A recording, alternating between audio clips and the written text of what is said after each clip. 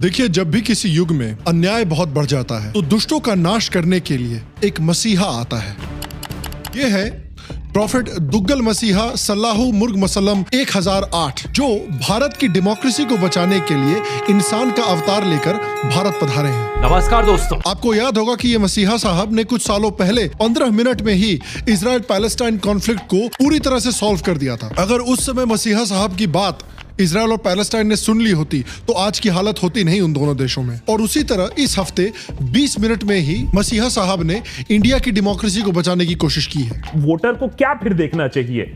सिर्फ एक चीज देखनी चाहिए कि डिक्टेटरशिप को आने से रोकने के लिए क्या करना है देश में। जो सरकार देश को डिक्टेटरशिप की ओर ले जा रही है उसे सत्ता से पहले बाहर निकालो, उसके बाद देखेंगे क्या करना है। वैसे जो बात ये 2024 में कर रहे हैं वही बात लोगों ने 2014 और 2019 में भी की थी। वो दोनों साल भी डेमोक्रेसी को बचाने के आखिरी मौके थे।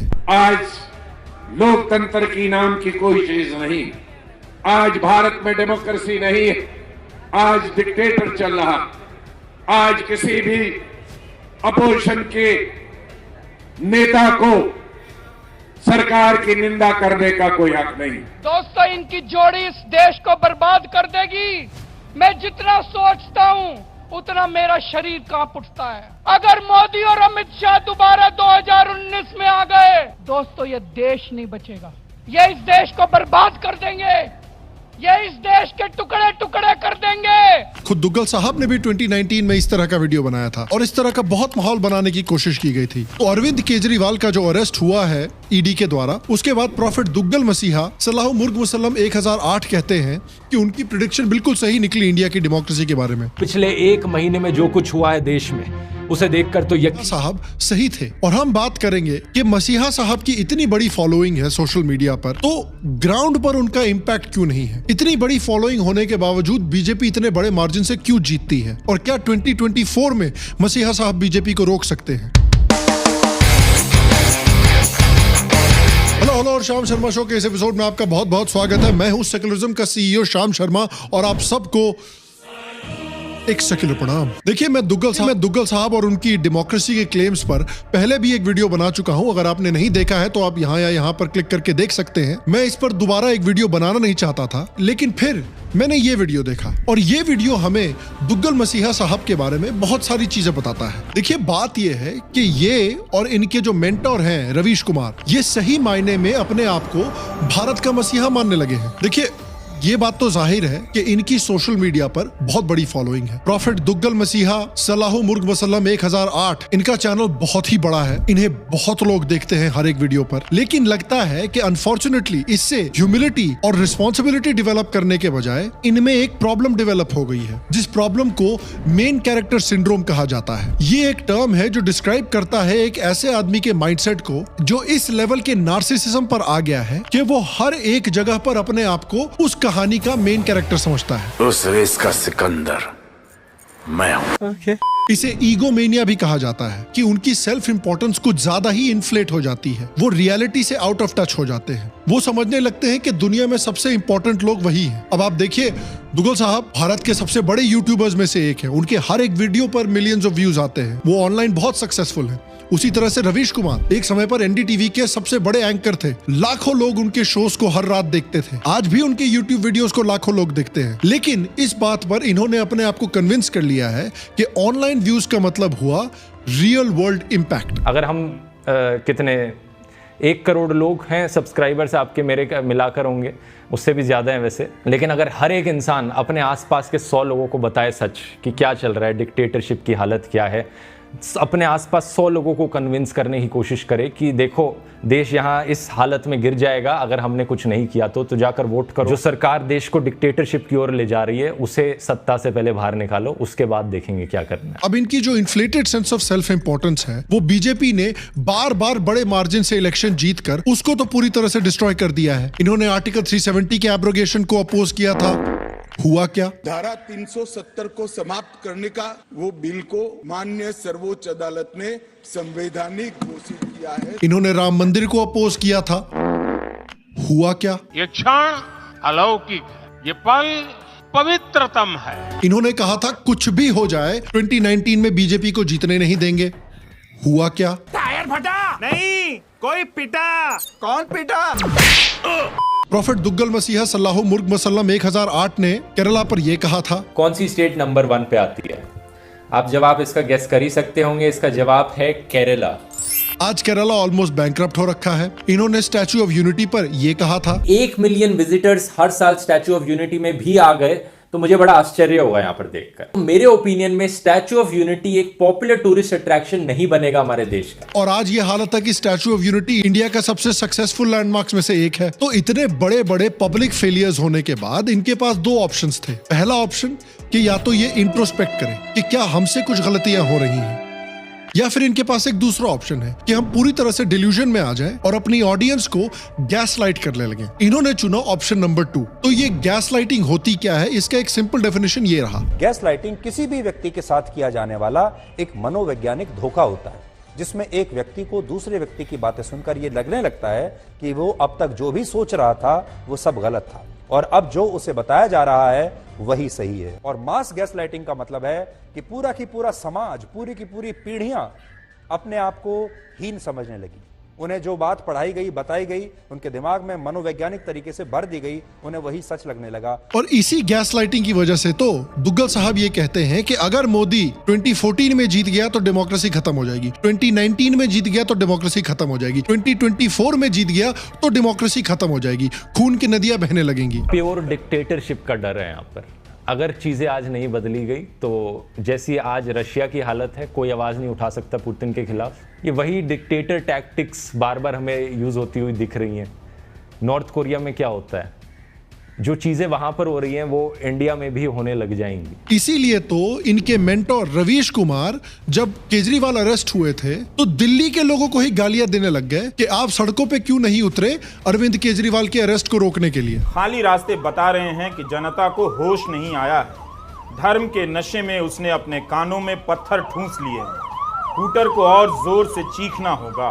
इनका बिहेवियर, जिस तरह से कल्ट लीडर्स बिहेव करते हैं, कल्ट्स बिहेव करते हैं, लिटरली उस बिहेवियर से मेल खाने लगा है। Control their emotions, induce guilt and fear, make them paranoid about their own bodies or thought processes. भाई साहब आज की हालत को इमरजेंसी से कंपेयर करने लगे हैं। नमस्कार दोस्तों, क्या हमारा देश तानाशाही की ओर गिरता जा रहा है? जिस दुकानदार के पास जाकर आप रोज सब्जी खरीदते हैं, जिस धोबी से कपड़े प्रेस करवाते हैं, जो हाउस हेल्पर आपके घर में आते हैं, कितने लोगों को आप रीच आउट कर सकते हैं और देश की इस इमरजेंसी सिचुएशन की खबर उन लोगों तक पहुंचा सकते हैं और उन्हें कन्विंस कर सकते हैं वोट करने के लिए। हमें बताया जा रहा है कि बीजेपी डेमोक्रेसी को मार रही है, लेकिन इंडी अलायंस की जो पार्टीज हैं वो एक्चुअली डेमोक्रेसी को बचाना चाहते हैं। इनकी हिपोक्रेसी का लेवल उतना ही ऊंचा है जितना बकरीद के दिन एनिमल लवर्स के अंधेपन का लेवल हो जाता है। शाबाश, पक्का दोगला है तू। और जैसे जैसे आप इस वीडियो को देखेंगे आप समझने लगेंगे कि इन लोगों को डिक्टेटरशिप से प्रॉब्लम नहीं है। इन्हें प्रॉब्लम तब आती है जब इनके चहेते डिक्टेटर्स को कटघरे में खड़ा किया जाता है। ये एक बहुत इंपॉर्टेंट फैक्टर है इन इन्फ्लुएंसर्स का, जो मैं आपको इस वीडियो में दिखाना चाहता हूं। क्योंकि आप देखिए, ये चाहते हैं कि भाई केजरीवाल के अरेस्ट पे बहुत हल्ला हुआ जाए, लेकिन आपने नोटिस किया होगा कि केजरीवाल के अरेस्ट के बाद कोई भीड़ नहीं उमड़ी है, कोई देश भर में प्रोटेस्ट नहीं हो रहे हैं। क्यों? क्योंकि अरविंद केजरीवाल और आम आदमी पार्टी एक एक्सपेरिमेंट था इंडियन पॉलिटिक्स में, जो इनके खुद के कर्मों की वजह से फेल हो रहा है। इन्होंने कहा था कि भाई हम इंडियन पॉलिटिक्स में एक बड़ा चेंज लाना चाहते हैं, हम बिल्कुल क्लीन गवर्नेंस करना चाहते हैं देश में। और ये जो क्लीन गवर्नेंस की इमेज थी, ये स्कैम पर स्कैम की वजह से पूरी तरह से डिस्ट्रॉय हो चुकी है। ये सत्येंद्र जैन से शुरू हुआ, अमानतुल्ला खान ने कंटिन्यू किया और करंट लिकर स्कैम ने इस क्लीन इमेज को पूरी तरह से खत्म कर दिया है। आज आप हालत देखिए इस क्लीन पार्टी की, इस ऑनेस्ट पार्टी की, कि इनके बड़े बड़े लीडर्स अपनी अलायंस में गुंडों और क्रिमिनल्स को सपोर्ट कर रहे हैं। तो अगर आप यूपी में देखिए, बीजेपी को सिर्फ एसपी और बीएसपी की कोalition हरा सकती है और कोई नहीं हरा सकता। So if we were UP voters, तो हमें क्या करना चाहिए था? हमें अपना वोट जाके एसपी बीएसपी के गठबंधन को देना चाहिए, चाहे उनका जैसा भी कैंडिडेट। हमारे एक जानकार है, वहाँ पे उनसे बात हो रही थी, तो कहते हैं जी हमारे इलाके का कैंडिडेट गुंडा है, मैं क्या करूँ? ऐसे रवि आंख बंद करके कोalition को डाल के जाके वोट डाला, because this is an election जहाँ पे बीजेपी को हराना जरूरी।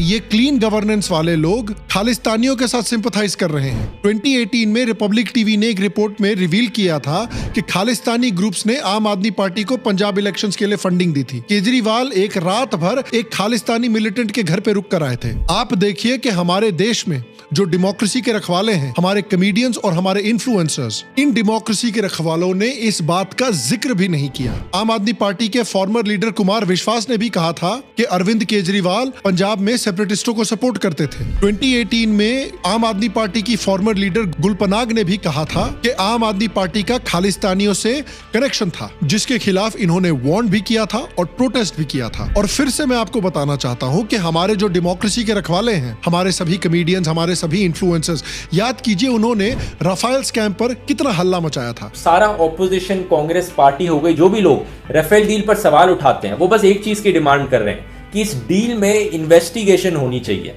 और सरकार इन्वेस्टिगेशन से भी दूर भागती है। सरकार नहीं चाहती कि इसमें इन्वेस्टिगेशन भी हो, यहां पर उसको अवॉइड करने की भी कोशिश की जा रही है। जब भी इस राफेल के स्कैम में भी कोई प्रूफ नहीं था, तो जिन लोगों ने राफेल पर इतना हल्ला मचाया था, उन्होंने लिकर स्कैम पर एक बार भी आम आदमी पार्टी को कटघरे में खड़ा नहीं किया। ये सारे इन्फ्लुएंसर, ये सारे कमेडियन वैसे ही स्पीचलेस हो गए जैसे मैं आर्चीज का ट्रेलर देख के स्पीचलेस हो गया था।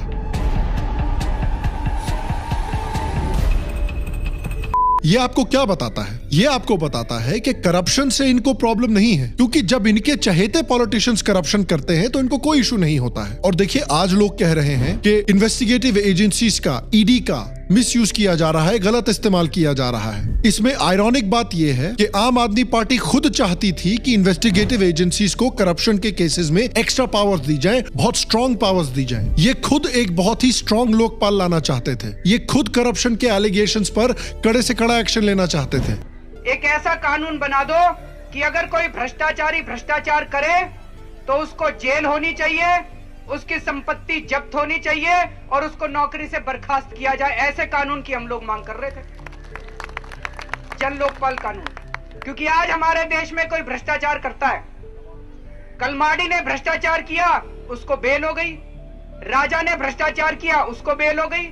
कनिमोई ने भ्रष्टाचार किया, उसको बेल हो गई। इस देश में जेल किसी को नहीं होती, सबको बेल हो जाती है। तो आइए देखते हैं कि हमारे प्रॉफिट दुग्गल मसीहा सल्लल्लाहु मुर्ग वसल्लम 1008 की जो लेटेस्ट वीडियो है, इसमें इन्होंने क्या मेन रीजंस दिए हैं कि क्यों 2024 डेमोक्रेसी को बचाने का आखिरी साल है और क्यों इंडिया की डेमोक्रेसी कोलैप्स हो चुकी है पूरी तरह से। सरकार के इन कारनामों की वजह से दुनिया भर में भारत की रेपुटेशन नीचे गिर रही है। पहला बड़ा रीजन है कि देखिए, केजरीवाल और उनके दोस्तों को अरेस्ट कर लिया गया है। ये ऑपोजिशन के ऊपर एक अटैक है। देखिए, इस वीडियो में इतना तो क्लियर हो जाता है कि प्रॉफिट दुग्गल साहब डेमोक्रेसी को बचाने नहीं आए हैं, बल्कि अपने आइडल केजरीवाल को बचाने भारत आए हैं। ये सब झूठ है। ये झूठे आरोप लगाते हैं क्योंकि इनके पास कुछ बोलने को नहीं होता। लेकिन पार्टी की पॉलिटिशियन आतिशी कहती है कि 2 साल से ईडी और सीबीआई इस केस को इन्वेस्टिगेट किए जा रहे हैं। 500 से ज्यादा रेड कर चुके हैं, 1000 से ज्यादा विटनेसेस ला चुके हैं, लेकिन अभी तक एक भी सबूत इन्हें नहीं मिला। मैंने ऑलरेडी एक वीडियो में एक्सप्लेन किया है कि किन रीजंस की वजह से अरविंद केजरीवाल को और उनके साथियों को अरेस्ट किया गया है। कैसे विजय नायर और के कविता जैसे लोग हैं जिन्होंने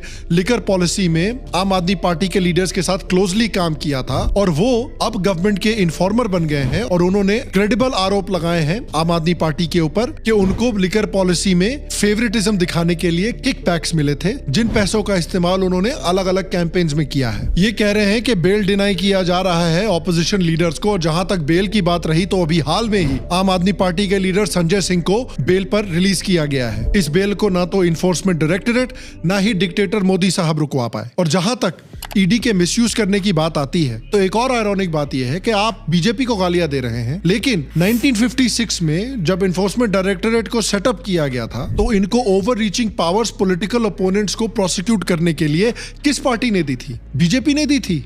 जी नहीं, कांग्रेस पार्टी ने दी थी, जो इस समय पर आम आदमी पार्टी के साथ इंडी अलायंस की मेंबर है। इन्वेस्टिगेटिव एजेंसीज का अपने अपोनेंट्स के खिलाफ इस्तेमाल बीजेपी ने नहीं शुरू किया है, ये काफी समय से चल रहा है। याद रखिए, 2002 के जब रायट्स हुए थे, तब कितनी सारी स्पेशल इन्वेस्टिगेटिव टीम्स बिठाई गई थी मोदी के खिलाफ, कितनी बार उनको समन करके इंटरोगेट किया गया था और मोदी ने हर बार कंप्लाई किया था। जब यूपीए की गवर्नमेंट थी, तब सीबीआई ने अमित शाह पर भी कार्रवाई की थी और उनको भी समन किया था और अपने आप को सरेंडर किया था। उनको मैं जवाब देने के लिए कार्यालय से सीधा सीबीआई की ऑफिस जा रहा हूँ। यहाँ तक कि रॉबर्ट वाड्रा भी कह रहे थे कि जब एजेंसीज बुलाती हैं तो जाना चाहिए। तो भैया जब रॉबर्ट वाड्रा जो ऐसे जमीन खाते हैं जैसे मैं शादियों में जाके चिकन खाता हूँ, वो आपको ढंग की एडवाइस दे रहे हैं, तो आप सोचिए कि लाइफ में आपने कुछ तो गड़बड़ की है। लोग ये भी कह रहे हैं कि डिटेंशन विदाउट कन्विक्शन अनकॉन्स्टिट्यूशनल है। अब देखिए, इस बात को मैं समझता हूँ और ये प्रॉब्लम बिल्कुल लेजिटिमेट है, लेकिन जैसा कि मैंने एक पुराने वीडियो में भी बताया था कि इस तरह के कन्विक्शंस में बेल देने में दो एक्सेप्शंस होते हैं। पहला कि जो अक्यूज्ड है उनके भाग जाने का डर हो, या दूसरा कि वो सबूत के साथ कुछ गड़बड़ी या इंटरफेरेंस करें। अब आप देखिए कि अरविंद केजरीवाल इतने इन्फ्लुएंशियल आदमी है, दिल्ली के चीफ मिनिस्टर हैं, और इनके ऊपर पहले भी आरोप लग चुका है कि वो एविडेंस के साथ छेड़छाड़ कर चुके हैं। आपको याद होगा कि जब विजिलेंस के स्पेशल सेक्रेटरी YVVJ राजशेखर, जो कि चीफ मिनिस्टर केजरीवाल के घर यानी शीश महल के जो अपडेट्स किए गए थे उसमें कुछ करप्शन था या नहीं था उसकी छानबीन कर रहे थे, तब उनके एविडेंस के साथ भी छेड़छाड़ की गई थी। इस बात का CCTV फुटेज भी निकल कर आया था। प्रॉफेट दुग्गल मसीहा सल्लाहू मुर्ग मुसल्लम 1008 ये भी कहते हैं कि आम आदमी पार्टी को ही नहीं, कांग्रेस पार्टी को भी खत्म करने की कोशिश की जा रही है बीजेपी के द्वारा।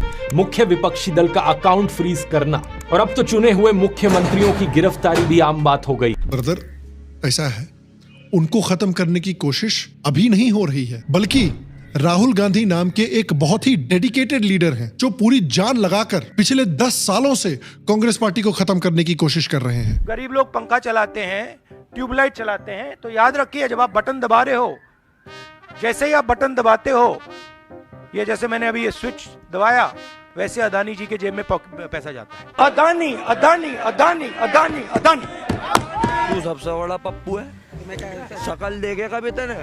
जियान, जियान है आप। अब मैं आपको थोड़ा सा देश की जो आर्थिक स्थिति है उसके बारे में बताना चाहता हूं।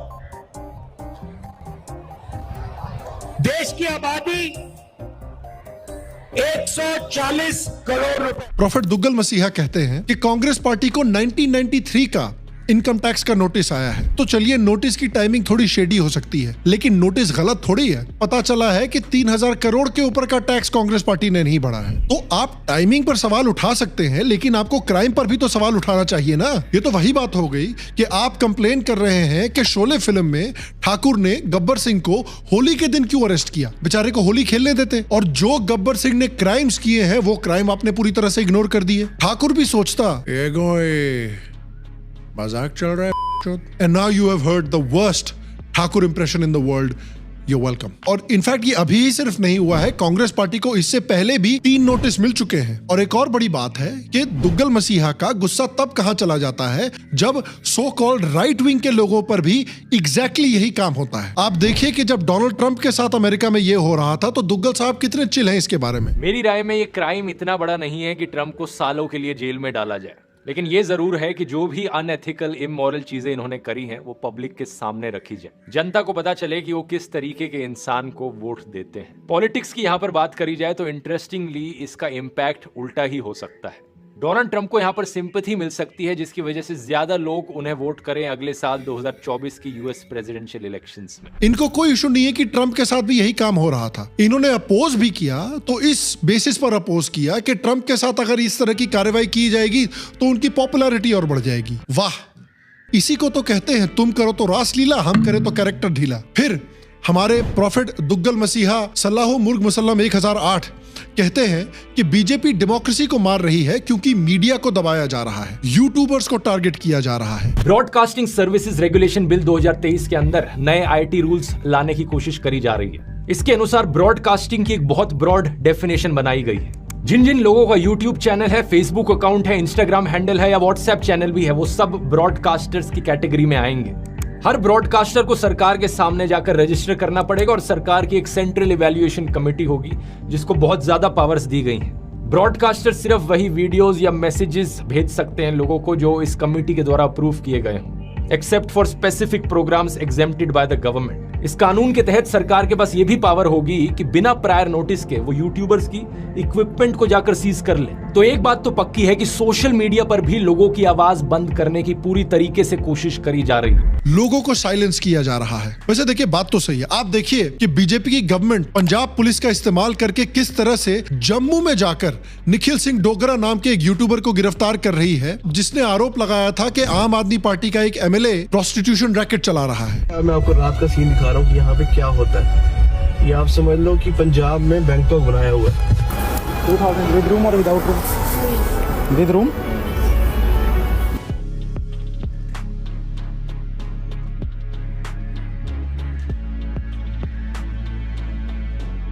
एक सेकेंड, यहां तो लिखा हुआ है कि पंजाब में आम आदमी पार्टी की गवर्नमेंट है।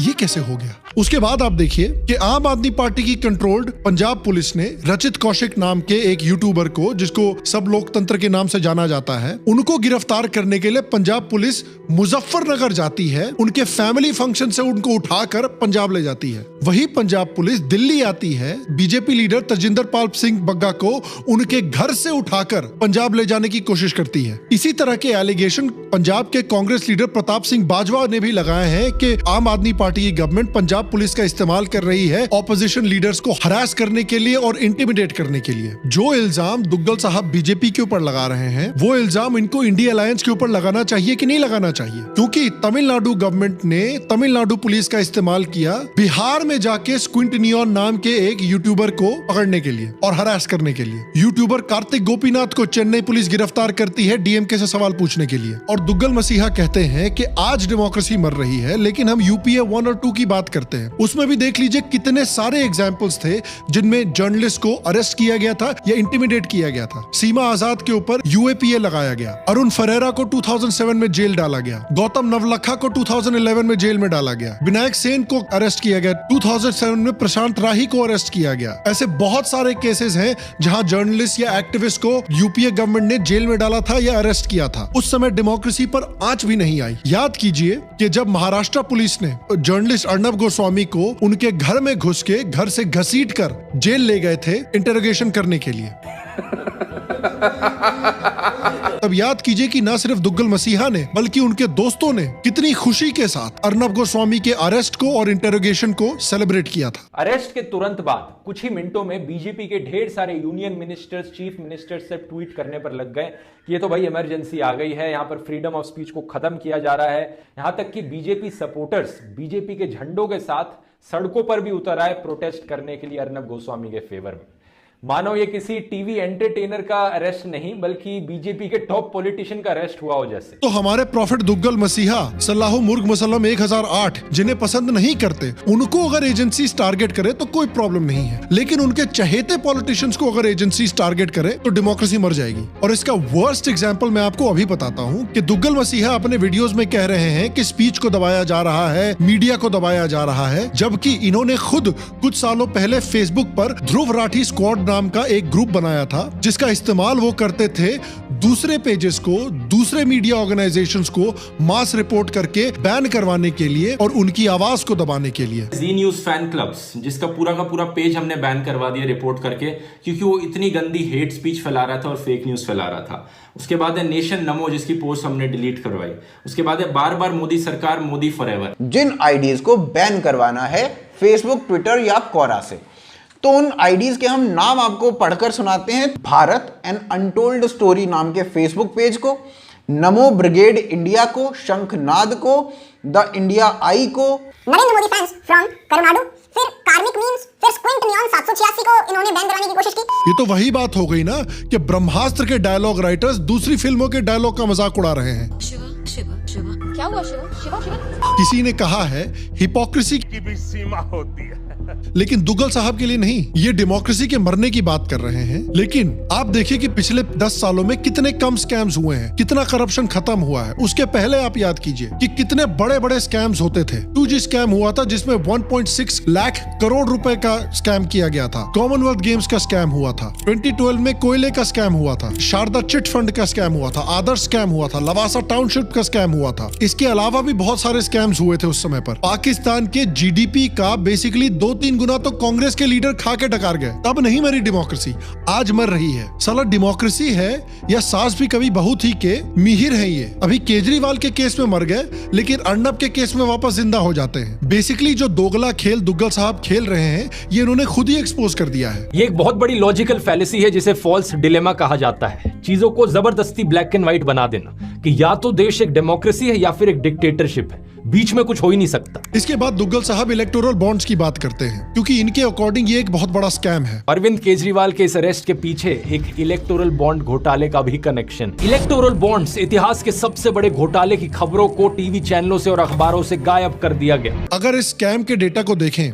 तो ये कह रहे हैं कि बीजेपी की इनकम इलेक्टोरल बॉन्ड से आई है। तृणमूल कांग्रेस को देख लेते हैं। 2021-2022 में इनकी टोटल इनकम में से 96% रेवेन्यू इलेक्टोरल बॉन्ड से आया था। 2020 में इनको 42 करोड़ मिले थे, वही इलेक्टोरल बॉन्ड से इनको 2021 में 528 करोड़ मिले थे। जिन कंपनीज पर आरोप लगाया जा रहा है कि ये बीजेपी को फंडिंग दे रहे हैं, वही कंपनीज ने तृणमूल कांग्रेस को भी फंडिंग दी है, डीएमके को भी फंडिंग दी है, कांग्रेस को भी फंडिंग दी है। अगर हम टॉप डोनर्स ऑफ बीजेपी को देखें, तृणमूल कांग्रेस को देखें, आम आदमी पार्टी को देखें, कांग्रेस, बीजेडी, बीआरएस, डीएमके, इन सबको देखें तो इनमें से बहुत सारी ऐसी कंपनीज हैं जो सारी पार्टीज में कॉमन है। कितनी पार्टीज को सेम सोर्सेज से फंडिंग मिली है। इसको स्कैम इसलिए कहा जा रहा है क्योंकि 2021-2022 में जितने भी फंड्स मिले हैं 8 नेशनल पार्टीज को, उनमें से 66% फंड के सोर्सेज अननोन बोले जा रहे हैं। इसमें तो 2021-2022 ईयर में टीएमसी के 97% फंड्स के सोर्सेज अननोन है, बीजेपी के 61% अननोन है,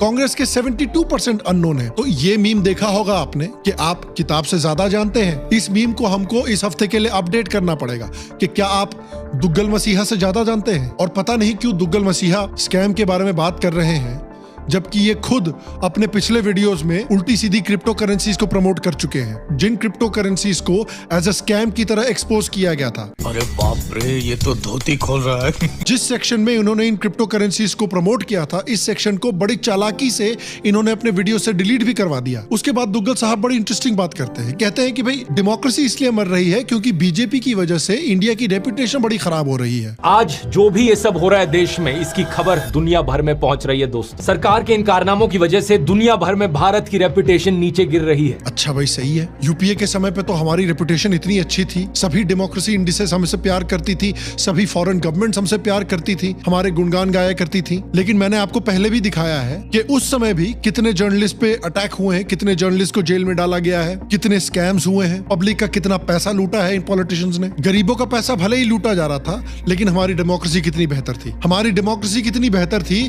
जब आए दिन इंडिया में आतंकवादी अटैक्स हो रहे थे, आए दिन ऐसे टेररिस्ट अटैक्स हो रहे थे जिसमें सैकड़ों लोगों की जानें जा रही थी। लेकिन अकॉर्डिंग टू रेटिंग एजेंसीज उस समय इंडिया की डेमोक्रेसी और इंडिया की हालत बहुत बेहतर थी। तुम्हें शर्म है कुछ?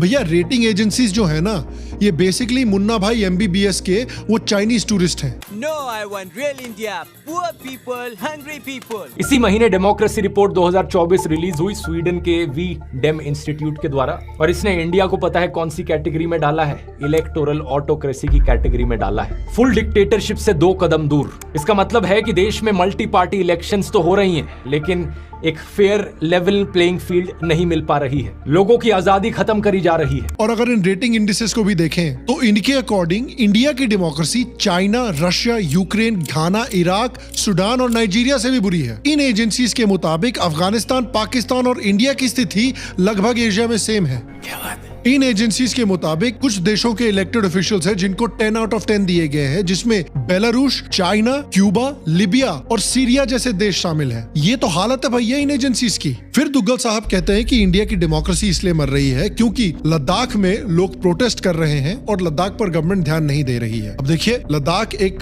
सेंसिटिव जियोपॉलिटिकल एरिया है जो एक बॉर्डर एरिया भी है, और सोनम वांगचुक नाम के एक एक्टिविस्ट हैं जो काफी समय से प्रोटेस्ट कर रहे हैं और वो लद्दाख के लिए 6 शेड्यूल अप्लाई करने की मांग कर रहे हैं। और देखिए, गवर्नमेंट ने अगर इसका प्रॉमिस किया है तो ये डिलीवर करना भी चाहिए। लेकिन अगर लद्दाख की हम बात कर रहे हैं तो हमें ये भी एक्सेप्ट करना पड़ेगा कि बीजेपी ने लद्दाख के लिए अपने मैनिफेस्टो में जो प्रोमिसेस की थी उसमें से काफी सारी प्रोमिसेस पर डिलीवर भी किया है। For example, airport terminals promise किए थे जो कि डिलीवर किया है, नुब्रा डेवलपमेंट अथॉरिटी की ऑफिस को सेटअप प्रॉमिस किया था, जो कि सेटअप किया है। गवर्नमेंट मेडिकल और इंजीनियरिंग कॉलेजेस लद्दाख के लिए अलग से प्रॉमिस किए थे, वो डिलीवर हो रहा है। डिफेंस कनेक्टिविटी के साथ साथ जंस्कर वैली में भी इकोनॉमिक डेवलपमेंट को पुश किया है। जोजिला टनल, तांगलांगला और शिनकुला टनल्स पे भी काफी जोरों शोरों से काम चल रहा है। तो ऐसा नहीं है कि कोई भी प्रोमिसेस फुलफिल नहीं किए गए हैं और लद्दाख को पूरी तरह से इग्नोर किया गया है। और मैं मानता हूं कि आने वाले समय में अगर 6 शेड्यूल प्रॉमिस किया गया है तो वो भी डिलीवर किया जाएगा। लेकिन ये बात भी लेजिटिमेट है कि ये जो प्रॉमिस किया है इसका एक टाइमलाइन बताना चाहिए गवर्नमेंट को, और कब डिलीवर होगा ये भी बिल्कुल क्लैरिफाई करना चाहिए। क्योंकि आप कंप्लेन कर सकते हैं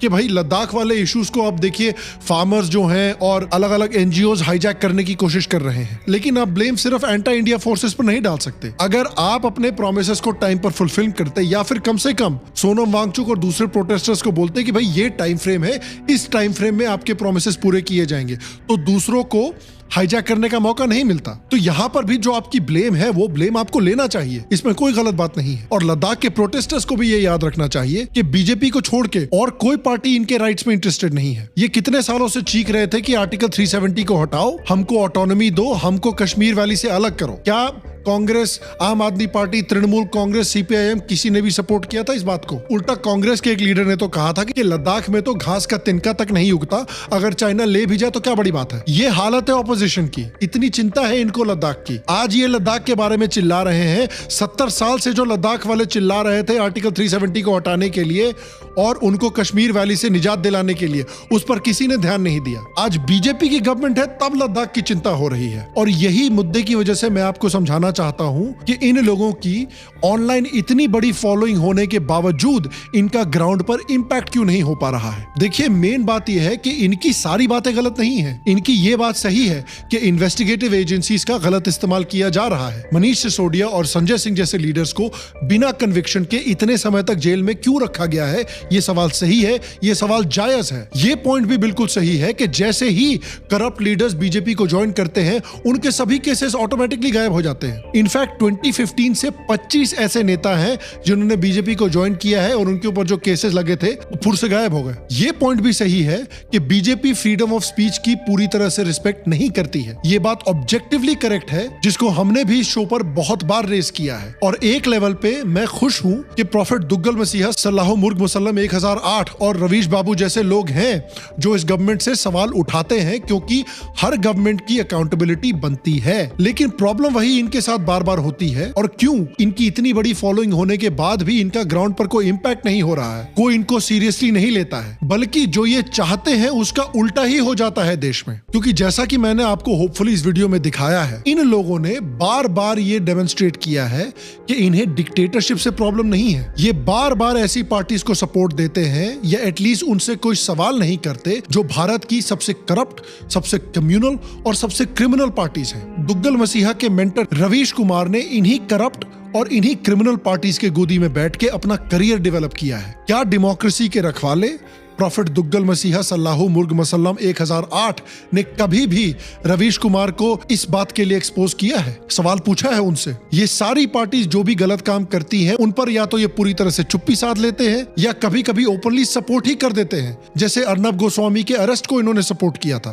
देखिए, जनता बेवकूफ नहीं है, वो ये सारी चीजें नोटिस करती है। आप सोशल मीडिया पे कितने भी पेट्रियट बनो, आप जनता को कितनी भी गालियां दो, लेकिन आम जनता इंडिया अलायंस के पार्टीज के अंदर बहुत भुगत चुकी है और आप उन पार्टीज को बेचारे विक्टिम्स की तरह दिखा रहे हो। आपको हिंदुत्व मूवमेंट में कुछ भी पॉजिटिव नहीं दिखता है, आपको बीजेपी में कुछ भी पॉजिटिव नहीं दिखता है। आप अपने आप को सिर्फ देश का मसीहा और सेवियर की तरह पोर्ट्रे करते हो और इस तरह की क्रिमिनल पार्टीज को सपोर्ट करते हो। मेन पॉइंट ये है कि आप दोगले हो। पब्लिक आपके दोगलेपन को अच्छी तरह से पहचान चुकी है। इसलिए भले ही सोशल मीडिया पर आपकी इतनी बड़ी पहुंच हो, इतनी बड़ी फॉलोइंग हो, लेकिन ग्राउंड पर कोई इंपैक्ट आपका नहीं हो पा रहा है। क्या 2024 में ग्राउंड पर इंपैक्ट होगा? भाई ये तो समय ही बताएगा ऑब्वियसली, लेकिन मैं ये सवाल आपसे पूछना चाहता हूं। और यहाँ 2 सवाल हैं। पहला सवाल कि आपको क्यों लगता है कि इस तरह के इन्फ्लुएंसर्स और जर्नलिस्ट की इतनी बड़ी ऑनलाइन फॉलोइंग होने के बावजूद इनका ग्राउंड पर कोई इंपैक्ट नहीं होता?